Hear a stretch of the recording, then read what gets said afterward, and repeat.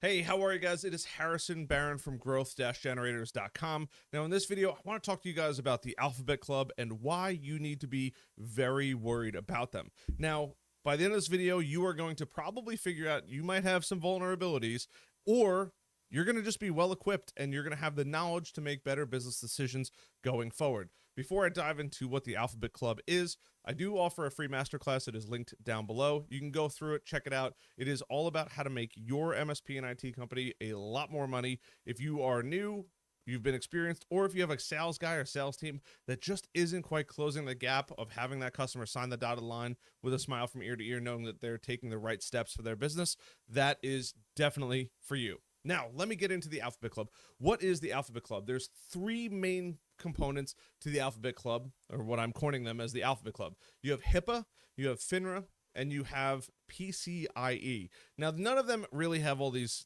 beautiful names here. We have PCIe, which is Peripheral Component Interconnect Express, which is for credit cards. I'm just going to make it like credit card processing and credit card processing security.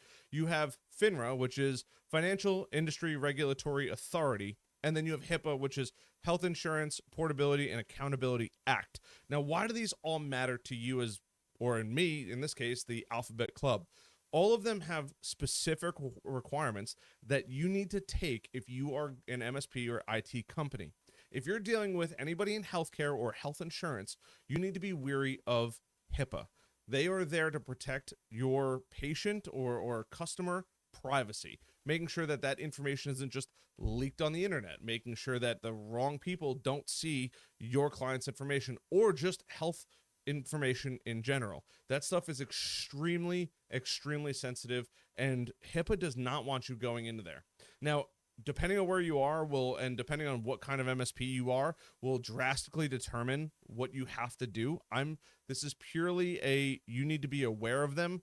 If you are going to get involved in any of these industries, I would highly recommend looking up exactly what you need to offer and how you need to offer it, because you don't want to make the mistake of trying to be a great MSP and going into either a doctor's office or a health insurance company or a financial institution and trying to be a great MSP and help these people and not realize that you are breaking laws left and right. That is where things get really, really kind of gray area and you could be in some serious hot water.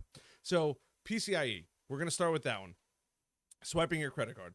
The essential point of this is you want to just make sure that that data is secure and encrypted from the point when they swipe that credit card to when it gets to the credit card processing companies. Now, the credit card processing companies are usually pretty good about running some kind of PCIe scan on the system to make sure that it's safe.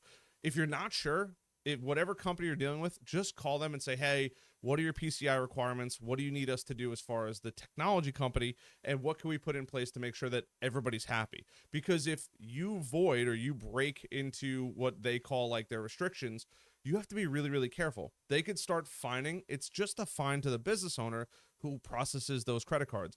But I want to say it's either 30 or it used to be $30 to $50 per day for every day that you were out of compliance. Now, in reality, is it really the end of the world? Probably not, but it's going to cost a lot of money if you didn't take the right precautions. You got to remember, a customer is hiring you as that MSP or IT company to make sure their system meets all these requirements. They might not know about what PCIe is. It's your job as the technology expert to then be able to say, hey, we need to go do this, or I need to go call them and see what they want. I've seen some companies make us jump through hoops, and other companies just say, hey, a basic firewall is all we need. Some companies will just do it right to the point of sale, and as long as their point of sale is on the internet, it's PCI compliant. It just varies company to company. We have companies all over the board as far as really ahead of the game and some companies that are the lagging metric. So for PCI compliance, you just got to be really careful. I wanted you to just be aware of it and know that it has to deal with credit cards. And if you're not sure what to do, you need to go out and you need to make sure that you can talk to those credit card companies and see what they want. Now, FINRA is probably my favorite because there's usually a lot of money associated with it, but it's also a pain in the butt. Now, a lot of companies that are in the financial realm will already have some kind of compliance company. What they do is they just make sure that that company is in compliance. They never or rarely ever do any IT support or anything to make sure that the network is up and running. They are purely there to make sure that if the financial advisor makes a a Twitter post, it doesn't break compliance. They're also there to make sure that if they're scanning documents, the documents are destroyed appropriately, and they come in and they just make sure that the whole area is compliant. Here's what you need to be wary about. When you're going in the IT and MSP world, you're usually getting behind things that they usually protect, and you're seeing things, you're going through data, and they also might not realize that you're opening up voids that they didn't want opened because you're just trying to do your job. Now, what I would recommend doing is most of these companies already have a compliance company. Get on the phone with them, ask them what they want or what they need to be compliant. A lot of times it's multi-factor authentication. That's right off the bat. It's, it's going through making sure that there's no data stored on the computers. A lot of this also coincides with HIPAA as well. Making sure the network's secure, making sure that there's no open Wi-Fi networks that people could just log into, making sure that there's a simple key on the network closet. All of these go into it. What I would say is if you're not sure about, should I work with this company? The answer is be careful. If it's something that anything that I've said so far concerns you and you don't want the liability, I would just avoid the industry altogether. It stinks, but if you're somebody that likes the challenge, you can make a lot more money. I've seen people charge upwards of $250, $300 per month per computer just because they're making sure that they're FINRA compliant. And they know all the rules and regulations, and they specialize in that space. So if that's something you want the extra challenge, you want to go through all the hoops, all the reporting, all the data to make sure that you are in or within the criteria of what FINRA wants, that's fine. It is a great opportunity. Now, the reason why I'm saying this and erring you on the side of caution is because if you're a company that's like, oh, I do a lot of things and I can do this also, that's where things start to get sketchy, because you might not be an expert in this area, and because you deal with all of this, it's taking your attention away from being legally compliant. The last thing you want to do is put you in a place of illegality or your client in a place of illegality or fines. A lot of it's just fines, but if it gets bad, they can start to press charges and all that because you're specifically making them have vulnerabilities in their system. It's just something to be careful of. If it's something you want to specialize in, it's a great industry. But if it's something that you're just thinking about, ask the person, ask whomever you're doing business with, do you need to be FINRA compliant? If they say yes, which they usually will know yes or no, if they say yes, you need to go look up exactly what's required for where they are, what industry they're in, and what the state and federal regulations are, and implement that to a T. Document processing and keeping notes on everything that you do is going to be a huge, huge win. And last but not least, my favorite is HIPAA, which is probably the worst one of them all.